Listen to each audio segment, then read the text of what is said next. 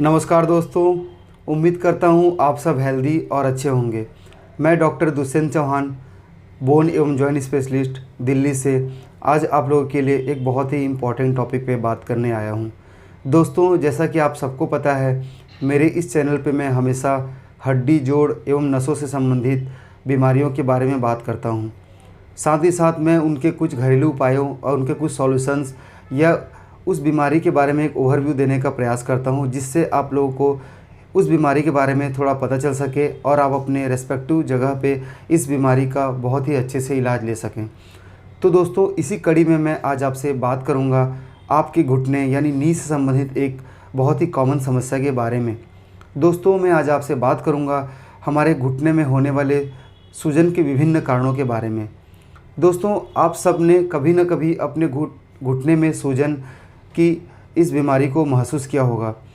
घुटने में सूजन का आना एक आम बात है, परंतु यह किसी एक ही प्रकार की बीमारी में नहीं होता। घुटने में सूजन का आना एक सिम्टम होता है, एक साइन होता है, जिसके आधार पर विभिन्न प्रकार के जो भी आपके जॉइंट्स में दिक्कतें हैं उसे हम डायग्नोस करते हैं। तो आज के इस वीडियो में आपको यही जानकारी मिलने वाली है कि घुटने के सूजन के क्या क्या कारण होते हैं और आप इससे कैसे बच सकते हैं, इसकी प्राइमरी इलाज क्या होता है और एक बार इस बीमारी की पकड़ आने पे इसकी डेफिनेटिव ट्रीटमेंट क्या होती है। इन सब के बारे में एक ओवरव्यू आपको इस वीडियो के माध्यम से मिलेगा, तो इस वीडियो में बने रहिए। तो चलिए दोस्तों, स्टार्ट करते हैं आज के सेशन। दोस्तों, जैसा मैंने आपको पहले ही बताया, घुटने में सूजन के बहुत सारे कारण हो सकते हैं और हर एक कारण के कुछ अपने अलग साइन और सिम्टम्स होते हैं और हर एक कारण की जो इलाज होता है वो भी अलग होता है। अगर मैं घुटने के सूजन की बात करूं तो सबसे महत्वपूर्ण जो कारण होता है वो होता है ट्रॉमा। चोट के बाद आपके घुटने के जो साइनोवल टिश्यू होती है या फिर आपके कार्टिलेज में डैमेज होने के कारण या फिर बोन में किसी प्रकार की चोट लगने के कारण तुरंत सूजन आ जाती है। यह ट्रॉमेटिक नी स्वेलिंग होता है, यानी चोट के बाद जो होने वाली स्वेलिंग होती है उसे हम ट्रॉमेटिक नी स्वेलिंग कहते हैं। दोस्तों, ऐसी स्थिति में अगर आपको क्या करना है, अगर ट्रॉमा के बाद तुरंत आपकी सूजन आती है तो आपको सबसे पहले उस पैर को ऊंचा रखना है। आपको उस पैर के नीचे तकिया लगा लेनी है या फिर कोई ऐसी चीज़ रखनी है जिससे आपका पैर ऊंचा हो सके और स्वेलिंग कम हो। साथ ही साथ आपको 20 से 30 मिनट की बर्फ़ की सिकाई करनी है। एक कपड़े में आप बर्फ़ लेंगे और आइस की उसे सिकाई करेंगे। ये आपको जिस दिन ट्रॉमा लगा है उस दिन आपको पूरे दिन में कम से कम 4 से 5 बार करना है। साथ ही साथ दोस्तों, उस जगह को आपको क्रेप बैंडेज की सहायता से बांध देनी है, जिससे स्वेलिंग आपके ऊपर न चढ़ सके और आपको एक सामान्य टाइम के लिए पेन किलर या एंटी इन्फ्लेमेटरी कोई भी आपको लेनी है। तो ये होता है ट्रॉमेटिक नी स्वेलिंग, यानी आपके चोट के कारण लगने वाली स्वेलिंग। दोस्तों, कई बार आपके जब बोन में फ्रैक्चर होता है तो भी बहुत ही ज़्यादा स्वेलिंग हो जाती है। ऐसी स्थिति में आपको तुरंत अपने ऑर्थोपेडिक डॉक्टर के पास जानी चाहिए और एक्सरे कराना चाहिए, क्योंकि ट्रॉमा के बाद नी में स्वेलिंग आना एक आम सी बात है। अगर मैं स्वेलिंग के दूसरे कारण की बात करूं तो दूसरा सबसे इम्पॉर्टेंट कारण होता है आर्थराइटिस। दोस्तों, आर्थराइटिस यानी रोमेटिक आर्थराइटिस एवं ऑस्टियोआर्थराइटिस, इन दोनों ही आर्थराइटिस में आपके नी में स्वेलिंग होती है। जैसा मैंने आपको पहले बताया, ट्रॉमा का जो स्वेलिंग होती है वो बहुत ही इमीडिएट होती है, यानी आपकी नी बिल्कुल ठीक होती है, बट जो आर्थराइटिस कारण आपकी नी में स्वेलिंग होती है वो धीरे धीरे डेवलप होती है। कई बार ये स्वेलिंग रिड्यूस हो जाती है, यानी कम हो जाती है, और फिर कई बार ये आ जाती है। कई बार बीच में एक ऐसा टाइम रहता है जब ये स्वेलिंग आपकी नी पे नहीं होती बट फिर से आ जाती है। तो ये आर्थराइटिस का एक प्रमुख लक्षण होता है।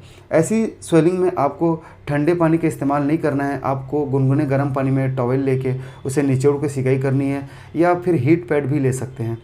तो आपको दो कारण आपको समझ में आ गए नी स्वेलिंग के, एक होता है ट्रॉमा कारण, दूसरा होता है आर्थराइटिस कारण। दोस्तों, तीसरी सबसे महत्वपूर्ण कारण होती है एसीएल इंजरी। एसीएल यानी एंटीरियर क्रूशिएट लिगामेंट टियर की इंजरी। हमारे घुटने में बहुत सारे लिगामेंट्स स्ट्रक्चर होते हैं। यदि इन लिगामेंट में किसी भी प्रकार की कोई भी चोट होती है तो इमीडिएटली ब्लड के जमाव होने के कारण वहाँ पे स्वेलिंग आ जाती है और ये स्वेलिंग 2 से 3 दिन तक रहती है, उसके बाद धीरे धीरे कम होती है।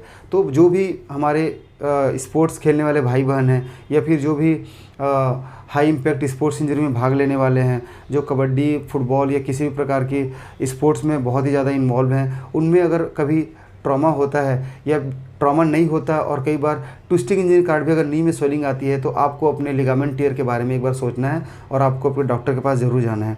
तो दोस्तों, ट्रॉमा के बाद आर्थराइटिस, उसके बाद मैंने बता दिया आपको एसीएल इंजरी यानी लिगामेंट इंजरी के कारण भी आपकी स्वेलिंग होती है। चौथी सबसे महत्वपूर्ण कारण होती है गाउट। दोस्तों गाउट ऐसे तो सबसे ज़्यादा कॉमन आपके पैर पे होता है, बट कई बार गाउट के कारण भी आपके नी में स्वेलिंग होती है। एक गाउट का एक दूसरा प्रकार होता है सूडो गाउट, यानी इसमें भी गाउट की तरह ही सिम्टम आते हैं, बट इसमें जो क्रिस्टल जमा होते हैं वो कैल्शियम के होते हैं। नॉर्मल गाउट में यूरिक एसिड के क्रिस्टल जमा होते हैं, बट जो सूडो गाउट होता है उसमें कैल्शियम के क्रिस्टल जमा हो जाते हैं। तो ऐसी गाउट में भी आपकी नी में स्वेलिंग आ सकती है। दोस्तों पांचवी सबसे महत्वपूर्ण कारण होता है स्वेलिंग का, होता है हिम आर्थराइटिस।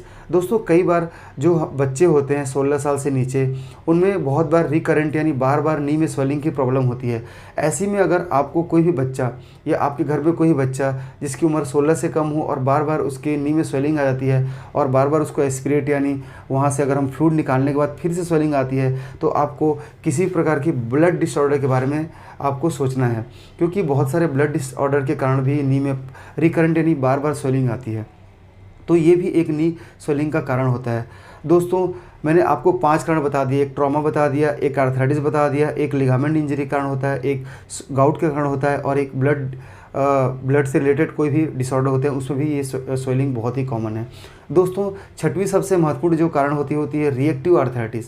दोस्तों जब भी आपके हिप में या फिर आपके एंकल में कई बार जब इंजरी होती है तो उसका जो पिक्चर आपके नी में देखने को मिलता है, तो इसे हम रिएक्टिव आर्थराइटिस भी कहते हैं। यानी एज सच वहाँ पे कोई भी इंजरी नहीं है, बट बॉडी में रिएक्शन के कारण कई बार आपके नी पे स्वेलिंग हो जाती है। तो रिएक्टिव आर्थराइटिस कारण भी आपके नी में स्वेलिंग होती है। दोस्तों बहुत बार आपके नी में स्वेलिंग आपके पटेला के कारण, बरसा, बहुत सारे हमारे पटेला यानी जो यहाँ की नी कैप की हड्डी होती है जिसे हम कटोरी कहते हैं, इसके आसपास बहुत सारे खाली स्पेस होते हैं। इन स्पेस में भी कई बार फ्लूइड जमा हो जाता है, तो भी यहाँ पे स्वेलिंग नज़र आती है। ये स्वेलिंग आपको लगेगा आपके नी पे है, बट एक्चुअली में ये नी पे नहीं होती, आपके नी के आसपास के स्ट्रक्चर पे होती है, जिसे हम बर्साइटिस कहते हैं। कई बार आपने देखा होगा जो भी घर में काम करने वाली महिलाएं हैं उनके कटोरी के जस्ट नीचे बहुत बड़ी स्वेलिंग होती है, जिसे हम बर्साइटिस कहते हैं। उसके बाद कई बार स्वेलिंग आपके पीछे वाली भाग में भी होती है, इसे भी हम बर्साइटिस कहते हैं। तो ये जो बरसा होते हैं, विभिन्न प्रकार के बरसा यानी दो सॉफ्ट टिश्यू के बीच दो सॉफ्ट टिश्यू के रगड़ खाने के कारण वहाँ पे जब फ्लूइड या पानी जमा हो जाते हैं तो हम बर्साइटिस कहते हैं। तो बहुत सारे हमारे नी के अराउंड बर्साइटिस कारण भी आपकी नी में स्वेलिंग होती है। दोस्तों ये तो हो गए बहुत ही कॉमन कारण, मैंने आपके स्वेलिंग कारण बता दिया। आपको जब भी स्वेलिंग हो तो आपको सिर्फ एक ही डिजीज़ के बारे में नहीं सोचना है, आपको बहुत सारे डिजीज़ के बारे में सोचना है।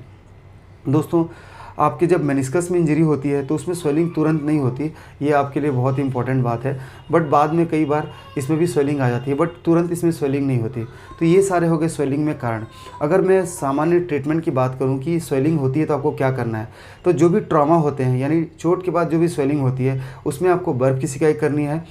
जो भी ट्रॉमा के बाद अगर आपकी स्वेलिंग बहुत दिन से, काफ़ी दिन से है, धीरे धीरे डेवलप हो रही है, तो आपको उसको गुनगुने गर्म पानी की सिकाई करनी है। दोस्तों जो स्वेलिंग वाला भाग है उसे आपको 2 तकिए के ऊपर रखना है, ताकि आपके स्वेलिंग में जो भी फ्लूइड है वो नीचे की ओर आए। बहुत बार आपको सिंपल पेन किलर की लेने की ज़रूरत पड़ सकती है। आपको क्रेप बैंडेज यानी कोई भी कंप्रेशन बैंडेज भी बांधनी चाहिए, जिससे आपकी स्वेलिंग आपके नी पे ना रहे और बाकी जगह पे डिस्ट्रीब्यूट हो। दोस्तों सबसे इंपॉर्टेंट होती है क्वाड्रिसेप्स एक्सरसाइज। आपको अपने थाई के यानी जांघ के आसपास की जो मसल्स होती है उसकी एक्सरसाइज करनी है। मैंने अपने बहुत सारे वीडियो में क्वाड्रिसेप्स कैसे करना है आप पूरी डिटेल बताया है, आप क्वाड्रिसेप्स एक्सरसाइज करेंगे। जब आप क्वाड्रिसेप्स एक्सरसाइज करते हैं यानी आपके मांसपेशियों की आप बहुत ही ज़्यादा अच्छे से एक्सरसाइज करते हैं, तो ये मांसपेशियाँ मजबूत होती हैं। इस मजबूती के कारण भी स्वेलिंग वहाँ पर टिक नहीं पाता। साथ ही साथ दोस्तों आपकी स्वेलिंग कैसे भी हो, आपको अपने ऑर्थोपेडिक डॉक्टर के पास ज़रूर जाना चाहिए, सो दैट वो उनका एक्सरे करा सकें। एक्सरे में नॉर्मली जो भी ट्रॉमा के कॉज होते हैं या बहुत सारी बीमारी अपने आप पकड़ में आ जाती है। एक्सरे नहीं होने के बाद कई बार आपके नी पे जो स्वेलिंग यानी जो फ्लूइड जमा होता है उसे हम सुई से निकाल के कई बार उसकी जांच के लिए भेजते हैं, जिससे हमें पता चलता है कि इसमें क्या बीमारी है और इसके लिए क्या क्या इलाज संभव है। दोस्तों एसीएल की इंजरी होने पे भी आपको अपने डॉक्टर के पास यानी स्पोर्ट्स मेडिसिन स्पेशलिस्ट के पास या फिर ऑर्थोपेडिक सर्जन के पास ज़रूर जानी चाहिए, सो दैट जल्दी इसकी मरम्मत की जा सके। बहुत बार एमआरआई की ज़रूरत पड़ती है। एमआरआई से भी हमें ये पता लग जाता है कि आपके नी पे कार्टिलेज में क्या दिक्कत है, आपके नी के लिगामेंट में क्या दिक्कत है, मेनिस्कस में क्या दिक्कत है। कई बार आपके डॉक्टर आपको क्लिनिकली भी टेस्ट करके बता देते हैं कि इसमें क्या दिक्कत है। तो ये सारे हो जाते हैं आपके डायग्नोसिस के तरीके। एक बार जब डायग्नोसिस बन जाती है तो उस बीमारी के हिसाब से आपका ट्रीटमेंट स्टार्ट होता है। तो दोस्तों, नी में अगर कोई भी स्वेलिंग हो तो आपको उसे बिल्कुल भी हल्के में नहीं लेना है और उसके कारणों का पता लगाना है अपने डॉक्टर के माध्यम से। एक बार जब इसकी पता चल जाती है तो उसके बाद उसके हिसाब से ट्रीटमेंट आपका ज़्यादा अच्छा होगा और आपकी बीमारी जल्दी ठीक होगी। तो दोस्तों, मैं उम्मीद करता हूँ मेरे द्वारा दी हुई जानकारी आपके लिए हेल्पफुल होगी। यदि जानकारी आपके लिए हेल्पफुल हुई तो इस चैनल को लाइक करें, शेयर करें और इस चैनल को सब्सक्राइब करें। साथ ही साथ बेल आइकन दबा दें ताकि मेरे द्वारा कोई भी हेल्थ रिलेटेड वीडियो आपके पास सबसे पहले पहुंचे। आपको कोई भी हड्डी, जोड़ एवं नस से रिलेटेड कोई भी प्रॉब्लम हो तो आप कमेंट बॉक्स में ज़रूर लिखें, मैं उसकी रिप्लाई करने का कोशिश करूँगा। तब तक के लिए दोस्तों, थैंक यू, जय हिंद।